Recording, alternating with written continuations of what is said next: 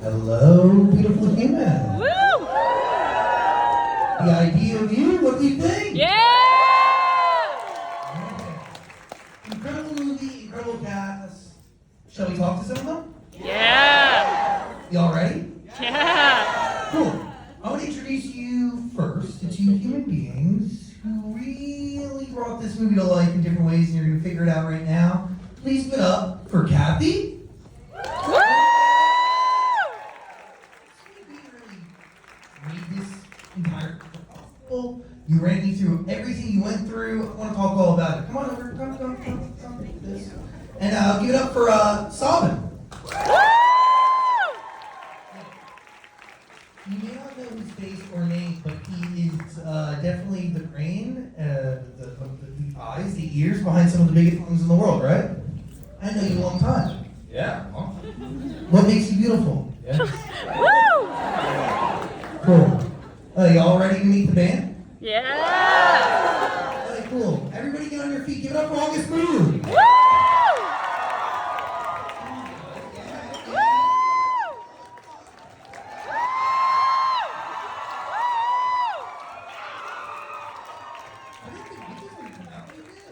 A real band member.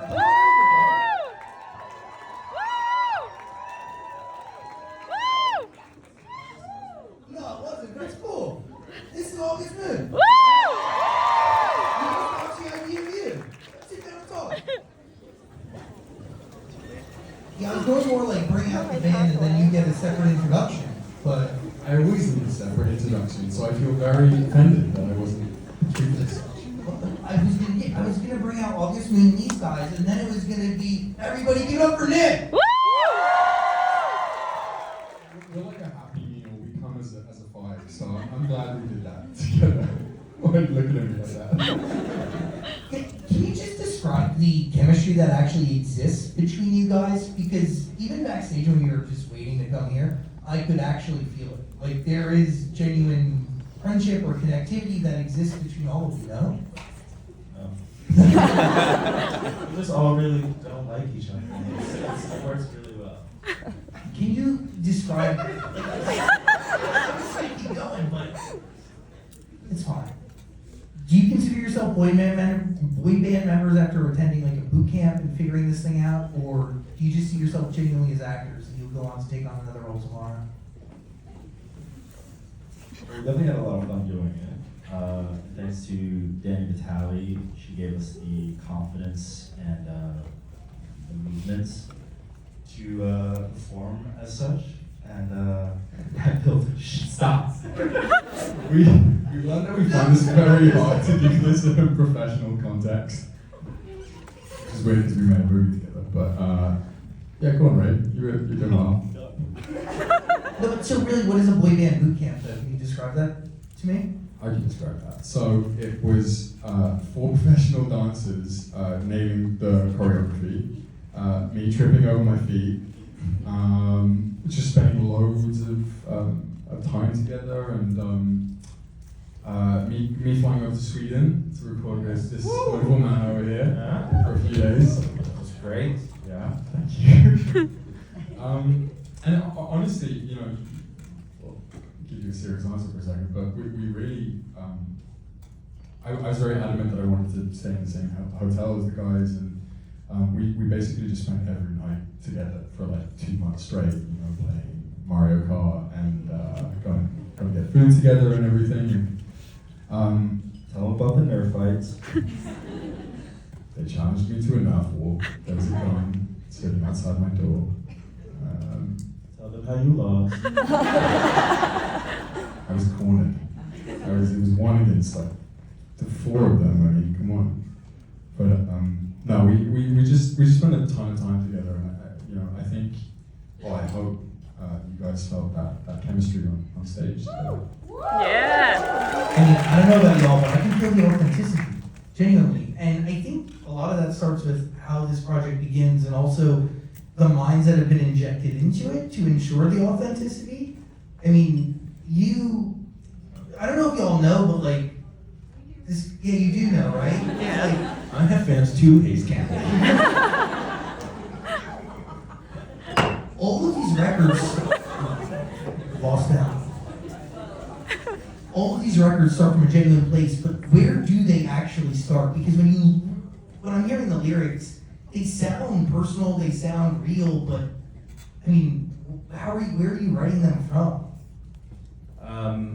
Well, we had a lot of conversations about keeping it authentic and as authentic as possible. So it was really important. It was interesting. You have to believe that they are a huge band that deserves the Coachella stage. So my thought was, having a song like the first song you hear on the radio with "I Got You" would feel like their very first single, like their really teeny bopper single. And then that song "Taste" would feel like their second single. Like two songs that feel like the record label found them and said, "You're recording this." And then "Guard Down" felt to me, in my mind, I was going, okay, the third album, they're now big enough to do Coachella. You have a song like "Guard Down" with the band would want more guitars and live drums and things like that. And then that song, I mean, lyrically, if you read that song, not to get all lyrical about it, but it's actually about like the pitfalls of fame and falling for that and for the vices of fame. That's actually what the lyric is about. So it started like making it suddenly go, okay, now they have a little bit more control. And then Dance Before We Walk is about Hayes leaving the band. So. Yeah, and I'll try to explain that. Go for it. Yeah, there was an early version of the script where he left the band within the story, and now of course he leads the band in the 5 years between the time that he leaves Savan and comes back to Savan. But a lot of how we asked Savan to approach this was to mirror what was going on in the relationship, which was also mirroring what was going on in the evolution of the band. And he was merging those two things. And we said, first we said, "Hey Savan, we need 5 hit songs, any problem?" And amazingly, Amazon, kind of got on board with this idea that sight unseen, they would hire Savan to make these hit songs and it was going to work. And we were so confident it would, and we're so happy to have his participation. And then we began this process of explaining sort of the stages that the characters and the love story needed to go through, and the stories, in the lyrics mirror that. So, and it was kind of remarkable, actually, that it drove the movement of the movie just as if it was a soundtrack itself. Are you writing these songs as these guys? Yeah. I mean, the script was everything. I mean, I think, approaching something like this, you want to treat like Hayes as a real person. It's like, earlier in my career when you wouldn't really write with the artist, you would be told who to write for. It's a similar thing. I just got to know everything was in the script. Like the conversations with Kathy and Michael were so priceless because we spoke about who Hayes was and what they'd be going through, and the script was so well written. I had all my answers sort of in that. And I knew right away, the first draft of the script I read, I wanted to write a song called "The Idea of You," which was the end title, which sort of summarized their relationship. Were there any parallels to these sessions, to the One Direction session you had early on? My collaborator, Carl Falk, on this, who I did What Makes You Beautiful and a lot of the early One Direction stuff with. It was fun, because we hadn't written in a long time since One Last Time. That was the last song we wrote together. So it was great to just get back in and create this. Do you need to understand this character before you can get into a vocal booth and cut these records? Yeah, I think, even with a sort of a pre-production that, uses something like pre-records or dance training, you want to understand the human essence of him, and I think that was very, very clear on the page. Hayes is someone who has an incredible emotional maturity. He has a strong moral compass, but equally, he really doesn't want to be seen as a joke. And I think the beauty of Savan's songwriting ability is he's able to chart who Hayes is through the story from when we first meet him in the band and the type of music that he has to perform, and then all the way up as he progresses, and then obviously, as Kathy said, we don't see him leave the band, but the music tells a story in itself, which I think was really impactful and mirrored the work that I think I was doing independently from that. Yeah, I think Nick did such a great job because, you know, when I was talking to Kathy and Michael, it was clear that like the character Hayes, because in this situation in real life, having been close to it a few times, you know, sort of like Hayes in the movie says, like he auditioned for a play and auditioned for the band. If he got the play, he would have done the play. But the few people in those situations have the integrity to want to earn it. Does that make sense? And it was so well written where Hayes had so much integrity that he wanted to earn it and earn his place, and that was a big part I read when I was reading it about his character. Can we talk about the origins of this project? And maybe Kathy, you can speak more to it. This begins, correct me if I'm wrong, as a story on the internet, right? That turns into an actual novel that makes its way into a movie. Am I crazy? Well, it didn't begin as a story on the internet. It was an original novel, you know, and then it became sort of an internet sensation. And then that was when I kind of got involved. I mean, I did get involved. Yeah, you're still here. Apparently, I'm still here. That was when I read it. I was actually given the book by Gabrielle Union, and yes, for Gab, and you know, we talked about it, and I thought it was striking a chord for me about this sort of fresh way to look at a romantic movie where the woman wasn't deciding between two men, she was deciding about like versions of happiness. And I thought that was really interesting. I didn't know if I felt like she should actually choose to self-actualize in a yurt or end up with Hayes. Like I didn't know what was better. But I eventually decided Hayes was better. No, but I think, you know, so it started with, like it does with most of my films that I produce, is like, you know, starts with, is there something going on here that I think is going to capture hearts and minds? And I felt like it was time for a movie about an older woman and a younger man, where, you know, obstacles could be overcome by this sort of collective pursuit of happiness, which is what they do. And I thought it was interesting that not only did they have the age difference, but they were living in different places, they had different lifestyles, one was famous, one wasn't, and it just felt like it was a lot to overcome. But if that could happen, then anyone at any age could have happiness. And it just seemed like a good idea during the pandemic to make a movie about happy women. I guess that's what started it. And then, you know, obviously the big challenge was to figure out how to create a boy band. That just seemed overwhelming at the beginning.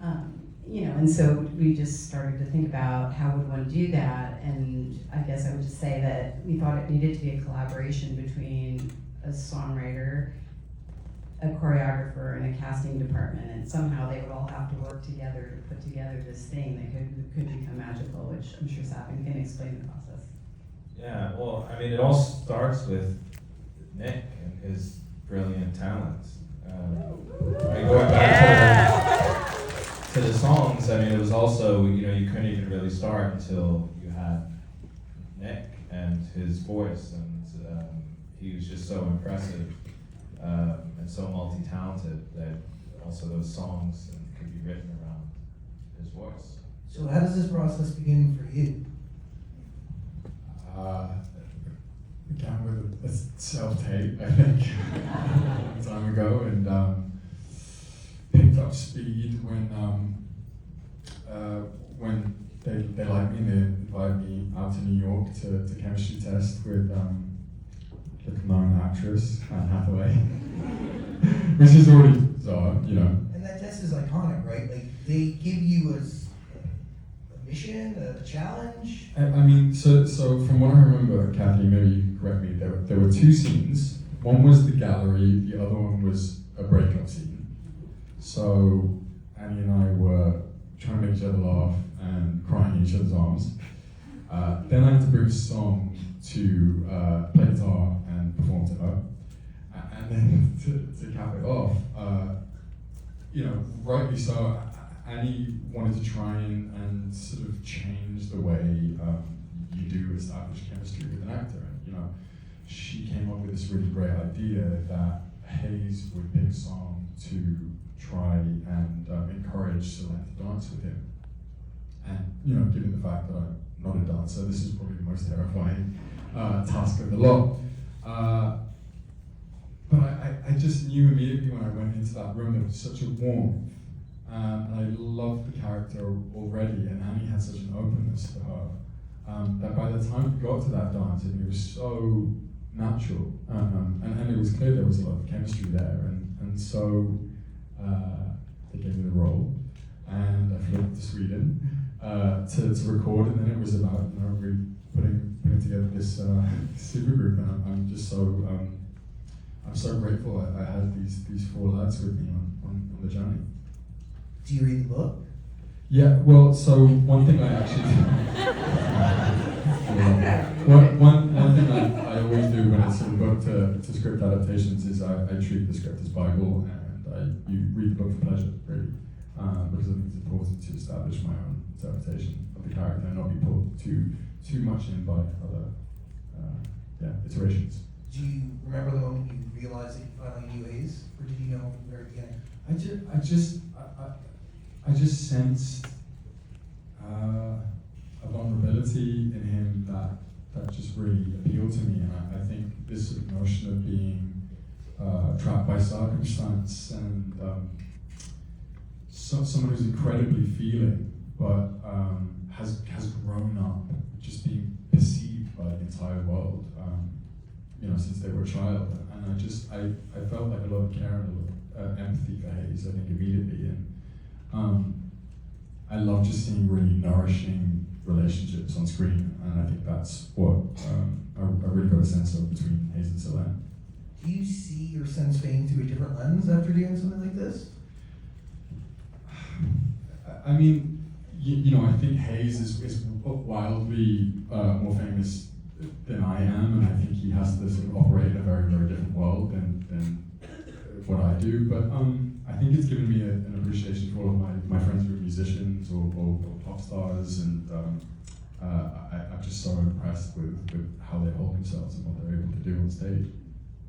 Were you comfortable immediately recording like actually cutting a song? Oh God, no. Oh. I mean, you know, we really had to sort of. I mean, Savan's so patient with me, and really let me, I think, get to a place within the songs that felt like comfortable to me, but also still worked for the songs, and you know, his leniency at times, but then his sort of encouraging me to really. I mean, there are a few songs that I think I sort of struggled with at first, but you really encouraged me with. Yeah, I think, you know, well, first of all, he was such a trooper, because we recorded, what, like 5 or 6 songs in 3 days? It was insane. I mean, we would normally take, you know, 3 or 4 days per song, you know.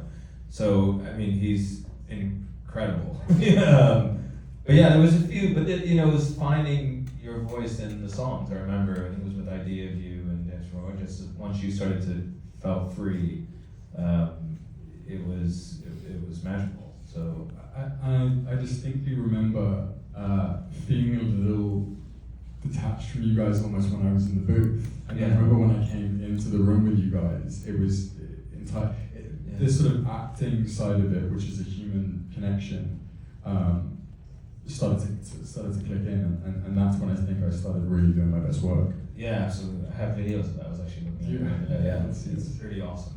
Like the beginning of Idea of You, when you found your voice in it, and the ad lib was amazing. And Dance Before We Walk acoustic, I have that. It's pretty great. Do you go into the studio as Nick or as Hayes? Like that's. Yeah, I mean, it's a tricky thing when you're finding someone's voice. I think, you know, naturally Hayes' tastes are different to my own, and you know, trying to sort of chart that within myself. I think it's always like a bit of a blend between the two. I mean, I've had to do pre-records before, and you always try and go into it performing as the character, but you know, I'm not method exactly. So I wasn't living as a pop star, you know, a couple months before shooting. But also for the situation, in a band and you're sort of given songs, it's not in this sort of situation, it's kind of what it would be, you know? What was like, who was the onset expert that was being like, this is how a boy band would navigate the situation? This is what the team looks like. This is how they travel from point A to point B. Was there a resident pop star boy band fame expert? No, but I think that the role sort of became Danny Vitale's. She was our choreographer by, delineation, but I think she became the August Moon spirit guide, vision keeper, when you guys agree, and she, worked with them constantly. And I was so interesting. I went to one of their first rehearsals and I kind of didn't know what to expect. And I walked in and they were all lying on the ground telling secrets about one another, which was like her big idea. And you had to figure out which thing was a secret, which thing was true and which thing was false. And Two truths. You made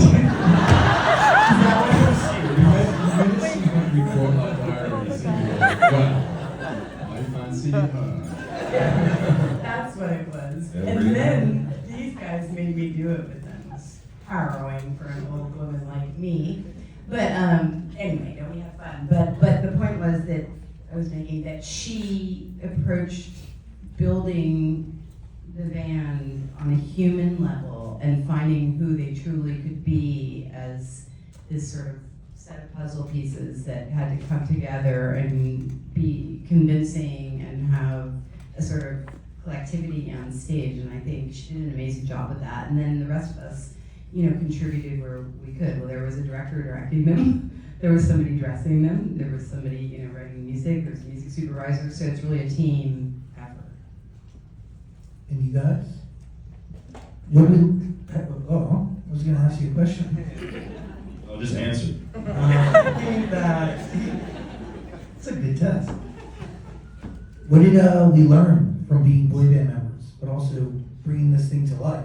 I mean, also, was that a real stage that we were on for the Coachella performance? Yes. And was there a real crowd in the audience? Yeah, it was a real crowd. I think we had how many extras? Like We had 150 people and turned it into 100 times that with visual effects. But we hired a company that actually builds stage sets for music festivals, and they were amazing. It was like sort of one-stop shopping. It wasn't our own production. We hired them to do it for us, and they built the stage and the lighting design and helped us with the graphics, which were running behind the guys. But when we did the performance, you guys should talk about what that real day was like when you played your concert. it was freezing cold. It was like 2 in the morning, and when you weren't moving, you were turned to ice. So it was amazing to dance the entire night. It was super exhilarating too. I think like having a live audience and being on a stage like that, coming from the studio and rehearsing in the studio and being in a mirror and just looking at ourselves the whole time. It was nice to like have some reaction and just feel the energy from the crowd. And yeah, I feel like that's really when we all tapped in, is when we started to rehearse on the stage. And that's when Danny was really like, she could show us what we look like and how we could improve that. What was the hardest part of this process for you all? I think for us, the hardest part, like as dancers, we're so used to like going full out and just dancing, and for this was more about like the character and just like letting loose and having fun. And I think when we started to get to know each other and like playing games on the side and whatnot, that's where that realness of the boy band came in, and we stopped just dancing but started performing and just like living, not really caring. So. Is there a conversation about this boy band living on outside of this movie? It's up to them. You can do it. We'll just get out of here. Well, as you know, they have their Eris the record, so that's exciting. Yeah. There's some fun music coming out still, and obviously like the soundtrack, which will be the August Moon album as well, and some fun, like features and things like that coming. So it'll be fun. Huh? That's crazy. Okay, pretty cool. What did you learn about yourself from making this movie? Good job. Yeah, it was very challenging in a way. I think, I mean, Annie and I really, I think, had to rely on each other at different points. You know, we had such a wonderful shoot, such a fun shoot. We really bonded as a cast and crew, and so many of our wonderful Atlanta crew came to support us at Southwest recently, which was a joy. But I think it was just really like an exercise in trust in a way, and having to really give yourself over to a scene partner, you know, especially with Andy, but also with the guys. I mean, I had to really trust them, and they had to really trust me to kind of make each other look better. I think that was probably the thing that I learned most about myself, because you always, I think, as an actor, you're always trying to control the process in some kind of capacity, and you know, when we were working as hard as we were, you know, as Ray said, we, you know, 2 a.m. in the morning in the cold, you know, you can't control that. You have to just be instinctual and trust, as I said. So I'd say that, yeah. Does working with Anne Hathaway make you a better actor? Oh yeah, definitely. How? She's just well, she's Anne Hathaway. She's Anne Hathaway. She's won an Oscar. No, look, she cares so deeply about the characters she plays, and her work ethic is second to none. And you know, you feel like you have to match her level. You've got to show up prepared. You've got to challenge each other, and yeah, I mean, definitely, I felt like the bar was raised. Is there something that you do that, no matter the role you take on, that part of the process remains the same?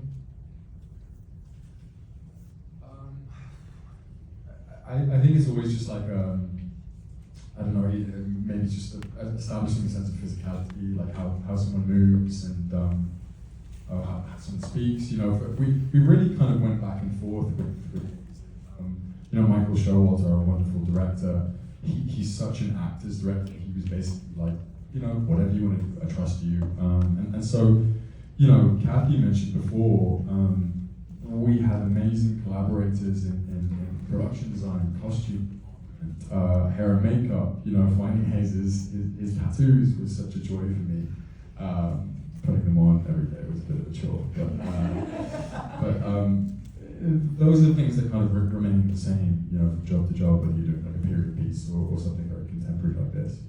Can you explain the tattoo process? There's a lot of that. Going on Pinterest a lot, seeing what we could clear, you know, just kind of things that were sort of felt personal, that are never really like referenced on screen. I think that they're just all things that very much like tell you into the character. So, you know, you're coming in the makeup trailer in the morning, and you're feeling very like in character once you put them all on and everything. And so yeah, that was the process. For you, how do you think these songs are finished? I mean, is every song a full-fledged record? Yeah. We want to make an album, so yeah, they're full-fledged pop songs. We recorded the whole thing, and yeah, it all come out on the soundtrack. So, the question I ask all musicians when I ask you, because I'm interested, how do you know when a song is finished though? Because, or in this case, how do you know a song is ready enough to show an artist, or let an artist hear it to interpret it and make it their own? That's a good question. Only in this case, you didn't get to have your own choice because we kept saying, give us the songs. It was very much approached like you would an artist, you know, because I started writing songs by watching like Dawson's Creek and like writing from Dawson's point of view after Wednesday nights on WB.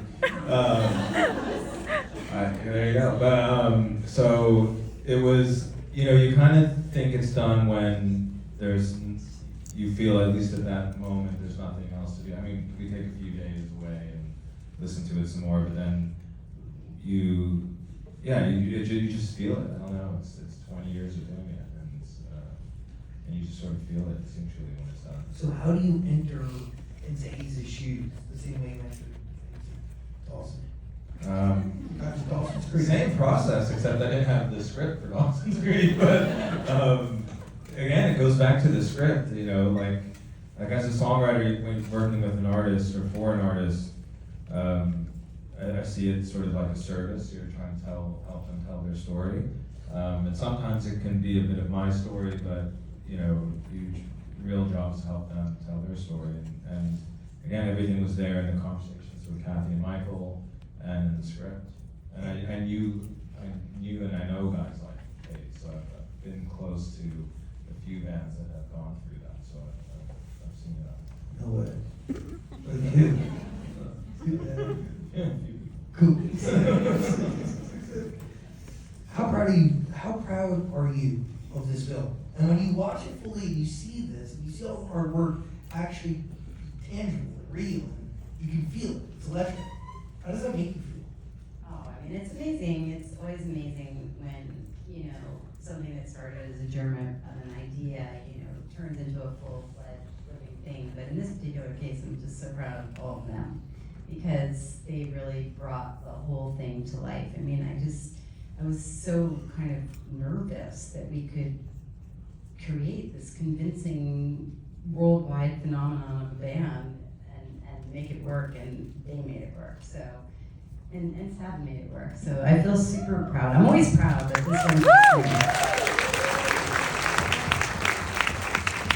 What does it feel like to watch it?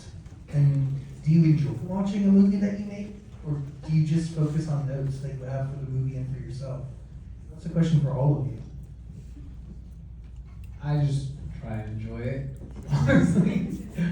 It's so fun to watch, and it's so fun to like be a part of a setting like this where I get to see how it affects and it moves other people as well. Because of course, like it moves me, and it's fun to see it come together. There are so many hands that go into it that by the time I'm watching it's just so much bigger than the sum of any of its parts. So that part is really cool, and it's beautiful to get to see how other people react to it. It's a lovely experience through and through.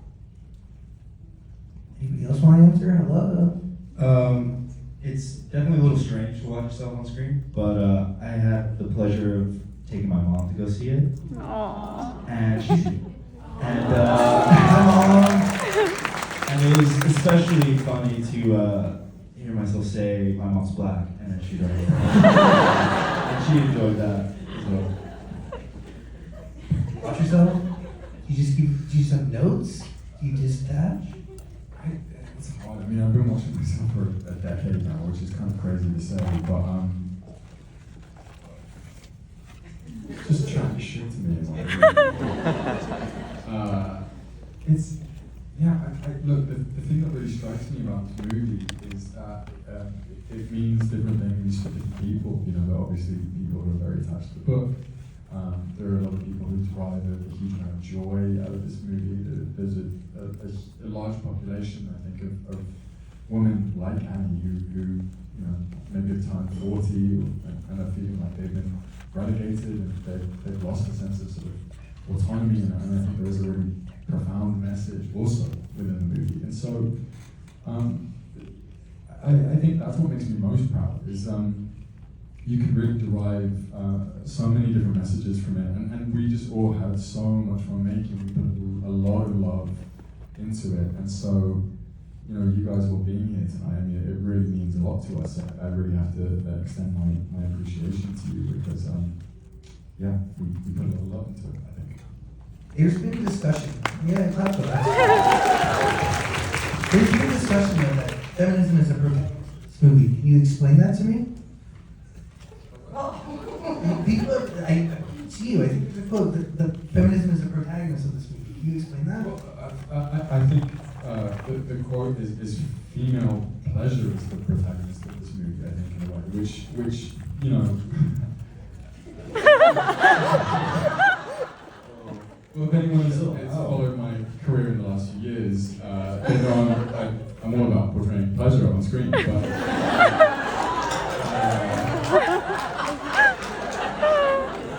But oftentimes, I think it is due to misogyny that I think exists within our industry that we don't see, female pleasure at the forefront, and I think that was something that was very important to Annie, very important to Kathy, very important to Michael. And, I'm just very proud of the sort of the intimate work that we do on screen.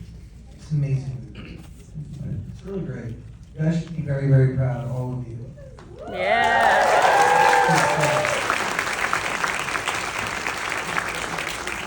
Just curious, how many other edits of this movie exist?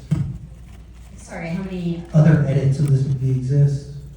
Well, I mean, the process of editing, is lengthy and complicated, and you keep refining the movie, and, there were probably 100 versions, but before we finally did that thing you were asking Savan about, which was when we said we were done.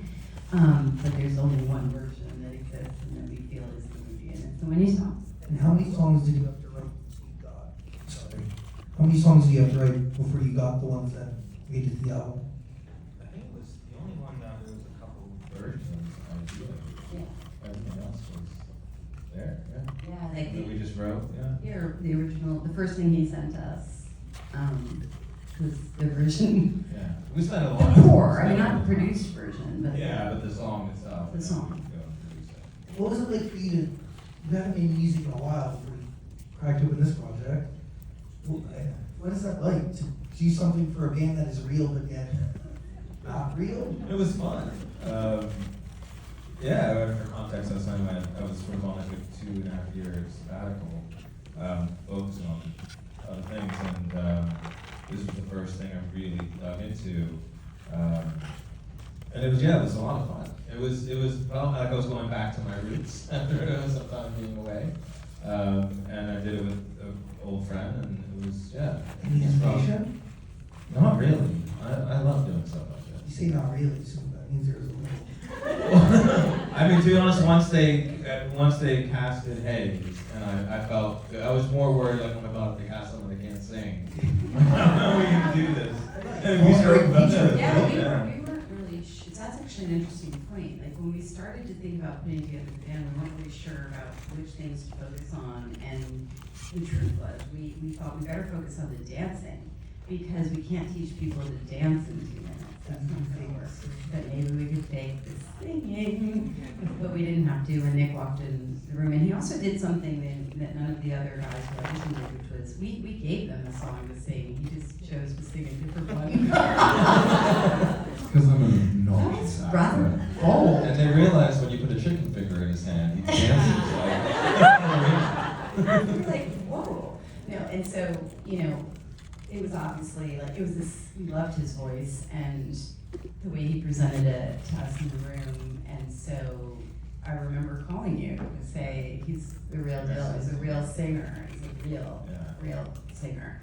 And you were really I mean, that made all the difference in what the melodies could Because you have to really limit yourself do. Yeah. creatively. It just gave us a whole, bunch of tools to play with, which was great. And what was it like working with Eric Vitra? Eric.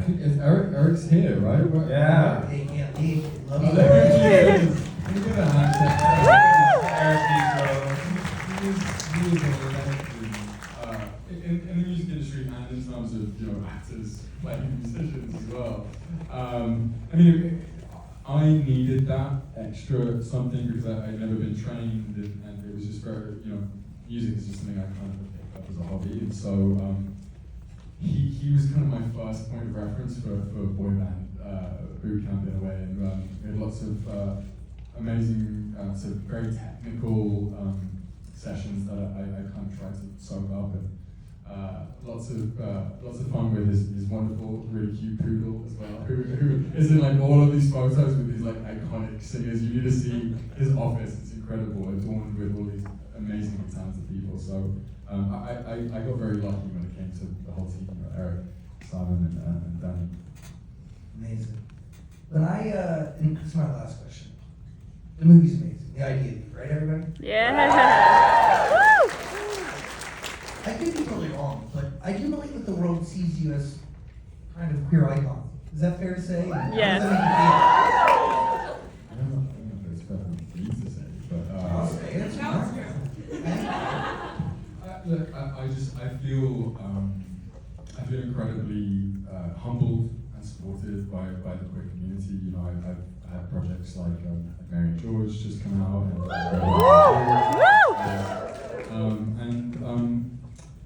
I just really I love these characters, and I think that they were all so incredibly textured on page, and so being able to bring them to life and for them to actually have resonance with people who need that kind of resonance just means a lot to me. I really appreciate everybody's time. Thank you for inviting me to be a part of this. Woo! I appreciate that. Thank you guys. Go watch that movie on video. While you're there, watch Red, White, and Royal Blue, right? That's the idea of you, everybody.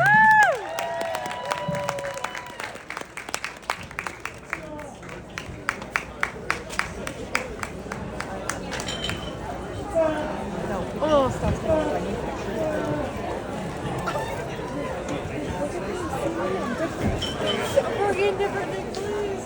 Oh man. I'm not like other girls.